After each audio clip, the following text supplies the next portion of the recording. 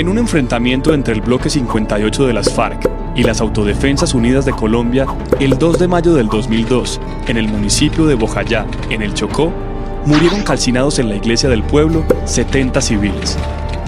Todo comenzó cuando el 21 de abril del 2002, 7 embarcaciones que transportaban un total de 250 paramilitares de las AUC atravesaron diversos puestos de la Fuerza Pública colombiana sin que se registraran incidentes ni detenciones y arribaron a Bellavista, cabecera municipal de Bojayá, en el Chocó, y Vigía del Fuerte en Antioquia.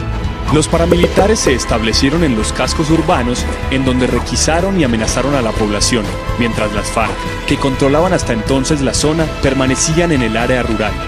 La población de Bellavista solicitó a los paramilitares que se retiraran del casco urbano, como en su momento lo hicieron con la guerrilla, con el objetivo de mantener a la población civil alejada del conflicto. Las AUC se negaron a ello. El 1 de mayo, según un informe de las Naciones Unidas, a las 6 de la mañana se iniciaron los combates en Vigía del Fuerte entre los paramilitares y la guerrilla. Debido a esto, los habitantes comenzaron a refugiarse en la iglesia, en la casa cural y en la casa de las misioneras agustinas. Durante los enfrentamientos, que continuaron todo el día y parte de la noche, la población albergada en los refugios ascendió a 500 personas. A las 10 de la mañana del 2 de mayo, 2 guerrilleros instalaron un lanzador de pipetas en el patio de cemento de una casa, situada a unos 400 metros de la iglesia, con el objetivo de provocar el repliegue paramilitar hacia el sur. A las 10:30, la primera pipeta cayó en una casa civil ubicada a 50 metros de la iglesia, ocasionando daños materiales. Una segunda pipeta cayó en el patio trasero del puesto de salud sin estallar. A las 10:45, la tercera pipeta estalló e impactó en el altar de la iglesia. La explosión causó unos 70 muertos y 98 heridos.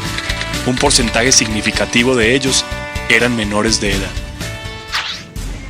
Bueno, buenas tardes. Nos corresponde la defensa del Estado en la masacre que hubo en la región del Bojayá. Los hechos se originan en esta región entre el 1 y 2 de mayo del 2002, donde hubo unos enfrentamientos entre 2 grupos al margen de la ley. Por un lado estaban las FARC, Fuerzas Armadas Revolucionarias Colombianas, y por otro lado se encontraban las AUC, Autodefensas Unidas de Colombia. La población civil quedó en medio del fuego cruzado de estos 2 grupos al margen de la ley, y ellos, sumergidos en el miedo, se fueron a refugiar a la iglesia del pueblo, una gran cantidad de personas. Los grupos al margen de la ley, uno de ellos, como la FARC, lanzó pipetas o cilindros bomba. Uno de estos cayó, desgraciadamente, dentro de la iglesia donde se encontraban refugiados estas personas, donde fallecieron 119 personas, entre ellos 48 niños, 2 mujeres embarazadas y un bebé recién nacido.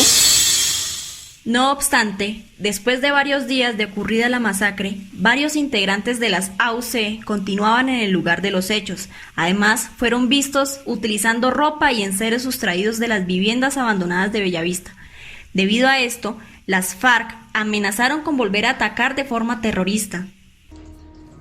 Dentro de los hechos se señala que uno de estos grupos al margen de la ley tuvieron que pasar por varios controles de la fuerza pública. Sin embargo, de forma indiscriminada se indica que la fuerza pública fue quien le permitió el acceso a estos grupos subversivos.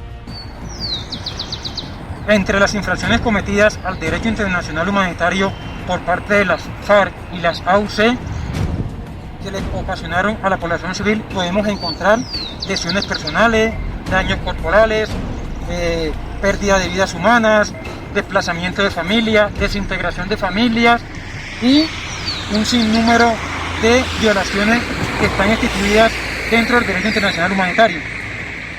Con lo anterior, los grupos al margen de la ley, en su accionar terrorista contra la población civil, omitieron lo señalado en el protocolo 2 adicional de los convenios de Ginebra, los cuales regulan o establecen los lineamientos que deben seguir las partes involucradas en el conflicto armado interno.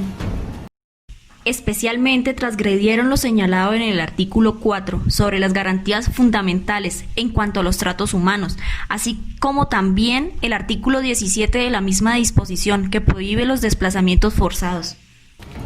Es claro que el actuar de estos grupos al margen de la ley, el día 2 de mayo de 2002, Vulneraron derechos como el de la vida, la dignidad humana, el derecho a la familia y los derechos fundamentales de muchos niños.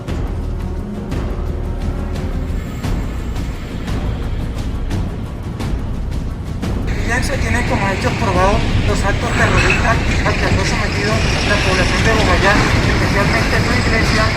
Nos corresponde a nosotros demostrar la inocencia del Estado o que quede al cierto de cualquier responsabilidad del cual quiera ser implicado en estos hechos.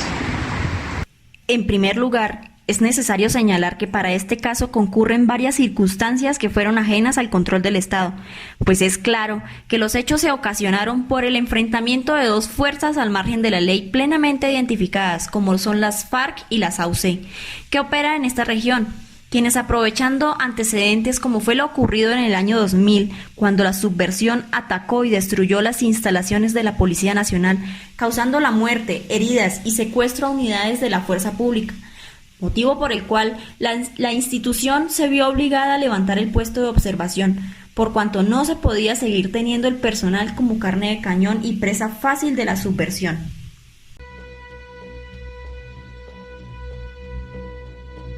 Por esta razón se configura el hecho de un tercero, pues la masacre fue cometida por grupos armados al margen de la ley, que no pertenecen a las Fuerzas Armadas del Estado y que son grupos generadores de violencia.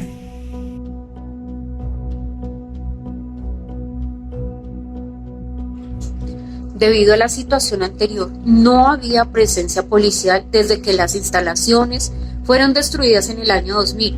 Sin embargo, cabe aclarar que pese a los esfuerzos del Estado, fueron las autoridades locales y los propios habitantes quienes rechazaron la reconstrucción de esta sede, ya que no permitían y se negaron rotundamente a la presencia de unidades policiales, lo que nos cabe aclarar que existe una culpa exclusiva de la víctima. Ahora bien, respecto a la presencia del Ejército Nacional y la Armada Nacional en la región del Atrato Medio, esta siempre fue diligente, ya que mantuvo operaciones de registro y control de manera permanente en esta región, independientemente de que las condiciones topográficas y geográficas se le dificultaran un poco debido a la amplia territorialidad de esta región, pero independientemente de esto, siempre estuvo manteniendo constantemente estas operaciones. Prueba de ello, tenemos las diferentes órdenes operacionales emitidas hacia esa región por parte de las fuerzas militares.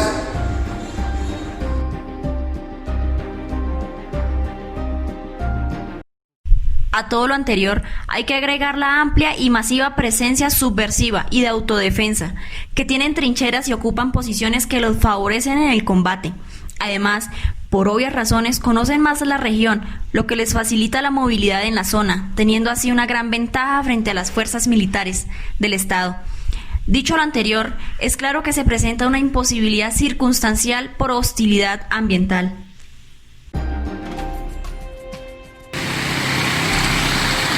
Con respecto a lo que se menciona en los hechos, que para que el grupo de las AUC llegaran a la región, tuvieron que pasar varios controles de la fuerza pública. No hay ninguna prueba fidedigna que ratifique o confirme esto. Lo que sí se puede evidenciar es una estrategia utilizada por los grupos al margen de la ley, que ellos la utilizan para evitar o evadir estos controles, que es conocida como la oreja. ¿Qué quiere decir esto? Que llegado a un puesto de control 3 o 4 kilómetros antes, se bajan de la embarcación y realizan un movimiento semicircular evadiendo los controles de la fuerza pública, que fue lo que realmente ocurrió en esta situación o en estos hechos.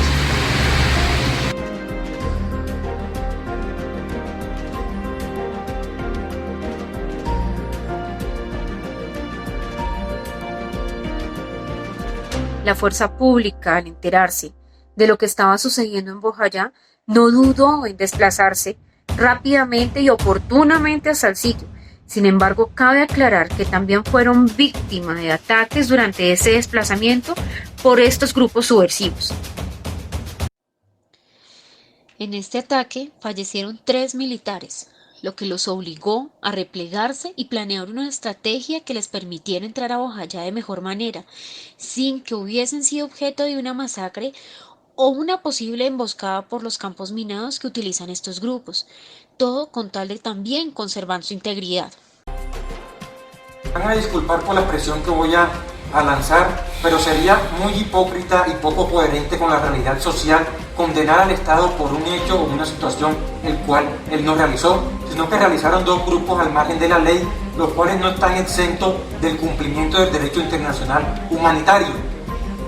Esto sería como si yo, voy a realizar una referencia concerniente a esto sería como si yo tuviera un niño bajo mi cuidado, bajo mi protección, así él no quisiera, viniera una persona ajena o extraña, me lo quisiera arrebatar, me hiriera en esta defensa que yo le haría hacia este niño y me lo sustrae, lo asesina de la manera más vil y brutal, y al final de esto resulto ser yo el responsable de esto. Esta persona muy cínica presencia cómo me están condenando a mí o me están acusando de este hecho.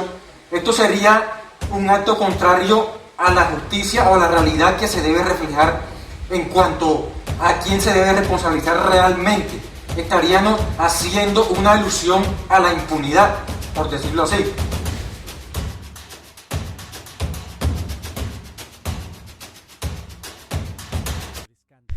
Por último, lo que ocurrió en Bojayá fue una masacre o asesinatos por acción de parte de estos grupos al margen de la ley, de una manera intencional, consciente y deliberada, porque si un grupo al margen de la ley inicia un conflicto bélico en medio de la población civil, este ha de tener conocimiento o saber que van a resultar muertos y heridos civiles, por lo tanto, debe ser consciente de las consecuencias, y es evidente que en este caso no les interesó el resultado que las mismas traían, más aún cuando se utilizaron armas no convencionales como pipetas o cilindros bomba, que no tienen ningún margen establecido de ubicación o precisión.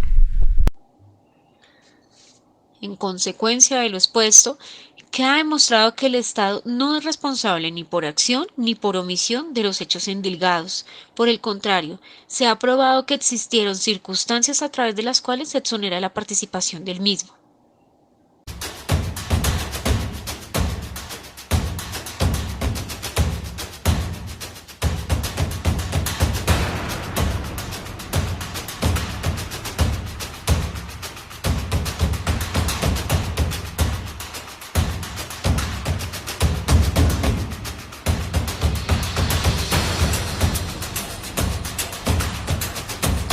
Y son precisamente aquellos eximentos de responsabilidad en los que se traduce el hecho que fuera de un tercero, culpa exclusiva de la víctima y la imposibilidad circunstancial por la hostilidad ambiental que se presentaba.